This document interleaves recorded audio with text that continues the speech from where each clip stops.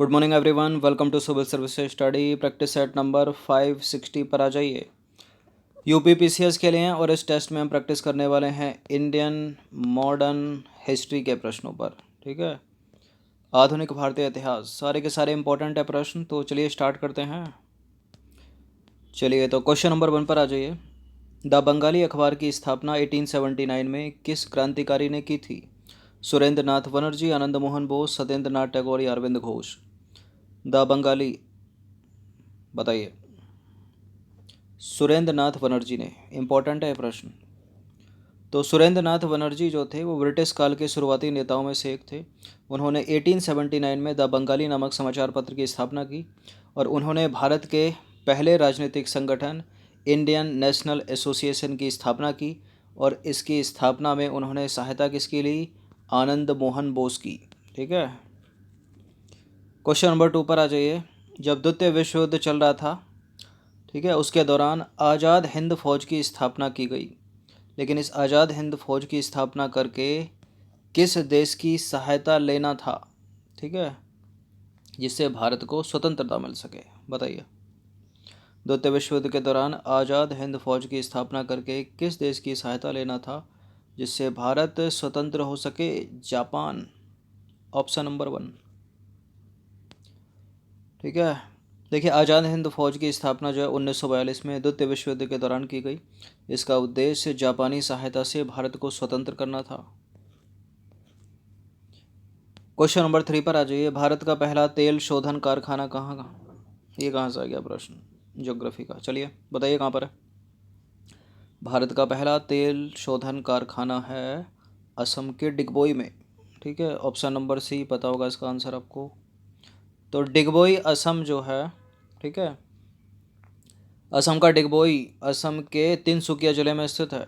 इस स्थान की स्थापना जो है, इस स्थान पर 19वीं शताब्दी में तेल की खोज हुई थी।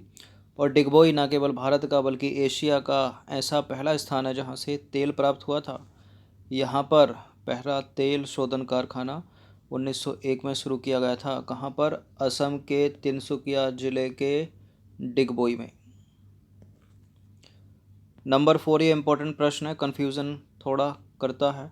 1930 में स्वतंत्रता की घोषणा का मसौदा किसने तैयार किया था? इसका उत्तर जवाहरलाल नेहरू नहीं है। किसने तैयार किया था? महात्मा गांधी ने। ठीक है, तो देखिए पूर्ण स्वराज की अगर बात आए तो नेहरू मारिएगा, और स्वतंत्रता की बात आए तो गांधी जी। देखिए पूर्ण स्वराज की बात आए तो नेहरू जी, और स्वतंत्रता गांधी जी। देखिए पूर्ण स्वराज कांग्रेस के पूना अधिवेशन में दिसंबर 1929 में पारित किया गया। लाहौर है। परंतु स्वतंत्रता घोषणा जो है उसकी जो शपथ है वो 26 जनवरी 1930 को ली गई थी। पूर्ण स्वराज्य की घोषणा पंडित जवाहरलाल नेहरू द्वारा तैयार की गई, जबकि स्वतंत्रता की घोषणा जो है महात्मा गांधी द्वारा तैयार की गई। ये दो बातें इनको याद रखिएगा, इंपॉर्टेंट है। क्वेश्चन नंबर 5 पर आ जाइए। संविधान सभा से रिलेटेड निम्नलिखित में से कौन सा स्टेटमेंट करेक्ट है? पहला स्टेटमेंट है संविधान सभा के सदस्य प्रत्यक्ष रूप से चुने गए थे। बहुत पूछते हैं इसको प्रत्यक्ष अप्रत्यक्ष, पूरा स्टेटमेंट एलिमिनेट होता है इससे। देखिए सीटों का वितरण जनसंख्या के आधार पर हुआ था। संविधान सभा की संरचना कैबिनेट मिशन प्लान के मुताबिक थी। कैबिनेट मिशन प्लान के मुताबिक थी या क्रिप्स मिशन प्लान के मुताबिक थी, बताइए। कैबिनेट मिशन प्लान के मुताबिक ही थी, करेक्ट है। संविधान सभा के सदस्यों का चुनाव अप्रत्यक्ष रूप से किया गया था, प्रत्यक्ष नहीं। कितने एलिमिनेट हो जाएंगे? सारे हो जाएंगे, आपको आंसर पूरा मिल जाएगा, 2 और 3। सीटों का वितरण बिल्कुल जनसंख्या के आधार पर हुआ था। तो देखिए भारतीय संविधान का जो निर्माण है भारत के संविधान की रचना के लिए किया गया था, और संविधान सभा की कार्यवाही 13 दिसंबर 1946 को जवाहरलाल नेहरू द्वारा पेश किए गए उद्देश्य प्रस्ताव के साथ प्रारंभ हुई। संविधान सभा के सदस्य भारत के राज्यों की विधानसभाओं के निर्वाचित सदस्यों के द्वारा चुने गए थे, यानी अप्रत्यक्ष पद्धति हो गई। ठीक है, क्योंकि सीधे जनता द्वारा तो चुने नहीं जा रहा है, पहले जनता इनको चुनेगी, ये इनको चुनेंगे, तो इसको बोलते हैं अप्रत्यक्ष निर्वाचन। देखिए, जवाहरलाल नेहरू हो गए, राजेंद्र प्रसाद हो गए, वल्लभ भाई पटेल, श्यामा प्रसाद मुखर्जी, अबुल कलाम आज़ाद आदि संविधान सभा के प्रमुख सदस्य थे। संविधान सभा के द्वारा भारत के संविधान के निर्माण में 2 साल 11 महीने 18 दिन का समय लगा था। ये प्रश्न अलग से पूछा जाता है। क्वेश्चन नंबर 6 पर आ जाइए। क्रिप्स मिशन का क्या उद्देश्य था? क्रिप्स मिशन का उद्देश्य क्या था? क्या भारत छोड़ो आंदोलन को रोकना था? नहीं। संविधान निर्माण की व्यवस्था करना था? नहीं। प्रांतों में कांग्रेस सरकारों को इस्तीफा वापस लेने के लिए राजी करना था? नहीं। भारतीय नेताओं को विश्व युद्ध में अंग्रेजों का साथ देने के लिए राजी करना था। ठीक है, बी है इसका आंसर। तो मार्च 1919 के अंत में ब्रिटिश सरकार ने क्रिप्स मिशन के द्वारा भारतीय सहयोग प्राप्त करने का प्रयास किया। क्रिप्स है ये। देखिए, ब्रिटिश सरकार द्वितीय विश्व युद्ध के लिए भारत का सहयोग चाहती थी। सर स्टैफोर्ड क्रिप्स इस मिशन के अध्यक्ष थे, परंतु ये हो ना सका, ये असफल रहा। नंबर 7 पर आ जाइए। ब्रिटिश साम्राज्य के अभिन्न अंग के रूप में भारत में जिम्मेदार सरकार की स्थापना, यह नीति किस रिपोर्ट का हिस्सा थी? ब्रिटिश साम्राज्य के अभिन्न अंग के रूप में भारत में जिम्मेदार सरकार की स्थापना 1919 का मोंटेग्यू चेम्सफोर्ड रिफॉर्म। ए। तो देखिए, मोंटेग्यू चेम्सफोर्ड सुधार की शुरुआत ब्रिटिश सरकार ने भारत में स्वशासन के लिए की थी और मोंटेग्यू चेम्सफोर्ड रिफॉर्म या रिपोर्ट जो है 1918 में पेश की गई थी और यह आधार बनी थी किसका? भारत सरकार अधिनियम 1919 का, जिसको मोंटेग्यू चेम्सफोर्ड सुधार के नाम से भी जाना जाता है। क्वेश्चन नंबर 8 पर आ जाइए। ब्रिटिश सरकार के देसी रियासतों के संबंध के बारे में किस रिपोर्ट में कहा गया था कि सर्वोच्च सत्ता सर्वोच्च रहनी चाहिए? देसी रियासतों का नाम आ रहा है, यूपीएससी प्रश्न कर चुकी है अभी 2-3 वर्ष पहले। ठीक है, बटलर कमेटी को लेकर, जहां बटलर का नाम आ जाए वहां देसी रियासत से संबंध है उसका। बटलर आयोग की रिपोर्ट। तो देखिए, इस 3 सदस्यीय समिति की अध्यक्षता हारकोर्ट बटलर ने की थी। किसकी? बटलर कमेटी की या समिति। इसका गठन 16 दिसंबर 1927 को किया गया था। इसका उद्देश्य था भारतीय देशी रियासतों और सर्वोच्च सत्ता के संबंधों का अध्ययन करना। ठीक है, देखिए, इस समिति द्वारा निष्कर्ष निकाला गया कि गवर्नर जनरल की बजाय वायसराय को ब्रिटिश सरकार के प्रतिनिधि के रूप में काम करना चाहिए, कि ये वजह सही है। क्वेश्चन नंबर 9 पर आ जाइए। निम्नलिखित में से कौन बंगाली नाटक का पथ प्रदर्शक था? बंगाली नाटक का पथ प्रदर्शक किसको कहा जाता है? माइकल मधुसूदन दत्त। ठीक है, सी है इसका आंसर। तो देखिए, माइकल मधुसूदन दत्त 19वीं शताब्दी के प्रसिद्ध बंगाली कवि व नाटककार थे। वे बंगाली नाटक के पथ प्रदर्शक थे। मेघनाद वध उनकी प्रसिद्ध रचना है। 10वां प्रश्न है, राष्ट्रीय गान जन गण मन पहली बार कब गाया गया? ये गाया गया कलकत्ता अधिवेशन 1911 में। ये वही समय है कौन सा? जब जॉर्ज पंचम और मैडम मैरी भारत आए थे और बंगाल का विभाजन निरस्त कर दिया गया था। तो भारत का राष्ट्रीय गान सबसे पहले 27 दिसंबर 1911 को, ठीक है, कांग्रेस के कलकत्ता अधिवेशन में गाया गया और संविधान सभा के द्वारा 24 जनवरी 1950 को राष्ट्रीय गान को स्वीकृति दी गई। इसे रविंद्रनाथ टैगोर ने लिखा है। और राष्ट्रगीत क्या है अपना? वंदे मातरम। उसको किसने लिखा है? बंकिम चंद्र चटर्जी। क्वेश्चन नंबर 11 पर आ जाइए। किस घटना के दौरान बाल गंगाधर तिलक को लोकमान्य की उपाधि या उपनाम दिया गया था? बताइए। स्वदेशी आंदोलन के दौरान या सूरत विभाजन के दौरान या होम रूल आंदोलन के दौरान? होम रूल आंदोलन के दौरान। इसको गृह शासन आंदोलन भी लिखा रहता है, कंफ्यूज मत हो जाइएगा। तो होम रूल आंदोलन के दौरान बाल गंगाधर तिलक को प्रसिद्ध, ठीक है, काफ़ी प्रसिद्धि मिली, जिसके कारण उन्हें लोकमान्य की उपाधि मिली। अप्रैल 1916 में उन्होंने होम रूल लीग की स्थापना की थी और इस आंदोलन का मुख्य उद्देश्य भारत में स्वराज्य स्थापित करना था। क्वेश्चन नंबर 12 पर आ जाइए। निम्नलिखित में से किस भारतीय राजकुमार ने भारत और विदेशों के क्रांतिकारी आंदोलनों में सक्रिय भूमिका निभाई? न केवल भारत में बल्कि विदेशों में भी। और वो नाम है राजा राजा राजा महेंद्र प्रताप। ठीक है, डी। तो राजा महेंद्र प्रताप स्वतंत्रता सेनानी भी थे, पत्रकार, लेखक और क्रांतिकारी थे।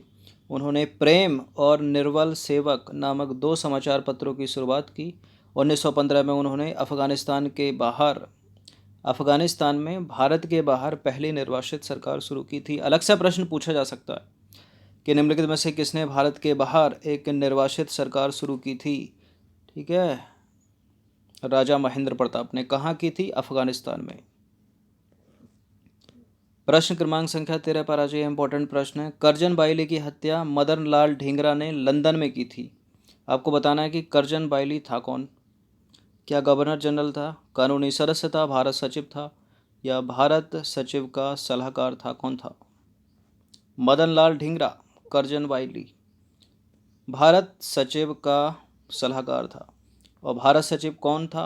अंग्रेजी था उस समय। तो मदन लाल ढींगरा ने 1 जुलाई 1909 में करजन बाइली की हत्या कर दी थी। करजन बाइली भारत सचिव का कानूनी सलाहकार था और भारतीयों पर किए गए अत्याचारों का प्रतिरोध लेने के लिए मदन लाल ढींगरा ने उसकी हत्या की थी। ठीक है, क्वेश्चन नंबर 14 पर आ जाइए। सबसे पुराने बंगाली दैनिक अखबार, उसका नाम है बासुमती, का संपादन निम्नलिखित में से किसने किया था? बासुमती बारिंद्र, इस तरह से याद कर लो, बारिंद्र कुमार घोष। तो देखिए, बारिंद्र कुमार घोष का जन्म हुआ था लंदन में। ठीक है, 5 जनवरी 1880 को। और अरविंद घोष के भाई थे ये, वारिंद्र कुमार घोष। ठीक है, छोटे भाई थे। स्वदेशी का प्रचार प्रसार करने के लिए उन्होंने युगांतर नामक साप्ताहिक बंगाली पत्रिका शुरू की थी। इम्पोर्टेंट है, या तो मैच करने के लिए पूछेगा, सीधा सीधा पूछेगा। युगांतर लिखा है ये। ठीक है, युगांतर किसने शुरू की? साप्ताहिक बंगाली है युगांतर, अरविंद घोष।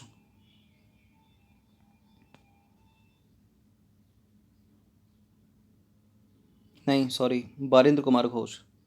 देखिए, अलीपुर बम केस में मृत्युदंड दिया गया था बारिंद्र कुमार घोष को, लेकिन बाद में जो है उनकी सज़ा को कम करके आजीवन कारावास में बदल दिया गया। उन्हें अंडमान की सेलुलर जेल में 1909 में भेज दिया गया। क्वेश्चन नंबर 15 पर आज अंतिम प्रश्न है ये। निम्नलिखित कथन किसके द्वारा कहा गया था, और वो कथन है क्या? वर्तमान में भारत में एक चीज़ सीखने की आवश्यकता है कि किस प्रकार मरें, और यह जानने का एकमात्र तरीका स्वयं मरना है। इसलिए मैं शहादत की महिमा में मरना चाहूँगा। कौन कह सकता है ऐसे शब्द? और ऐसे भी प्रश्न पूछ लिए जाते हैं। बताइए।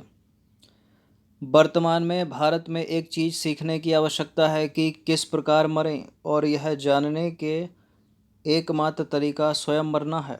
यह जानने का एकमात्र तरीका स्वयं मरना है, इसलिए मैं शहादत की महिमा में मरना चाहूँगा। ये कथन भगत सिंह के तो नहीं है, चंद्रशेखर आज़ाद के भी नहीं है। किसके हैं? अरविंदो घोष या मदन लाल ढींगरा? मदन लाल ढींगरा के। ठीक है, ढींगरा लिखा है या ढींगरा लिखा है, एक ही बात है। तो मदन लाल ढींगरा का जन्म हुआ था अमृतसर में। पढ़ाई करने के लिए वे इंग्लैंड गए थे और वहाँ वे भारतीय क्रांतिकारियों यानी श्यामजी कृष्ण वर्मा और विनायक दामोदर सावरकर के संपर्क में आए। उन्होंने भारत सचिव के सलाहकार करजन वाइली की गोली मारकर हत्या कर दी थी, जिस कारण उन्हें मृत्यु दंड दिया गया था। देखिए, बात करें करजन बाइली की, तो करजन बाइली भारत में लंबे समय से तैनात थे। वे भारत सचिव के सलाहकार थे, और ये जो करजन बाइली थे, ये मदन लाल ढींगरा के पिताजी के अच्छे दोस्त माने जाते थे। 1 जुलाई 1909 में लंदन में कई भारतीयों के साथ मदन लाल ढींगरा एक कार्यक्रम में इकट्ठा हुए थे। उसी कार्यक्रम में गया था करजन बाइली भी। ठीक है, जब करजन बाइली बाहर निकल रहा था तो मदन लाल ढींगरा ने बंदूक निकालकर उस पर गोली चला दी और उसकी हत्या कर दी। तो 15 प्रश्न थे ये मॉडर्न हिस्ट्री के। इनकी प्रैक्टिस एक बार तो कर ही लेना। आप सब्सक्राइब कर सकते हो सिविल सर्विस स्टडी चैनल को, और लेटेस्ट टेस्ट का नोटिफिकेशन पाने के लिए बेल आइकन को प्रेस रखिएगा। रेड कलर का बटन दबा दीजिए सब्सक्राइब जिस पर लिखा है। धन्यवाद।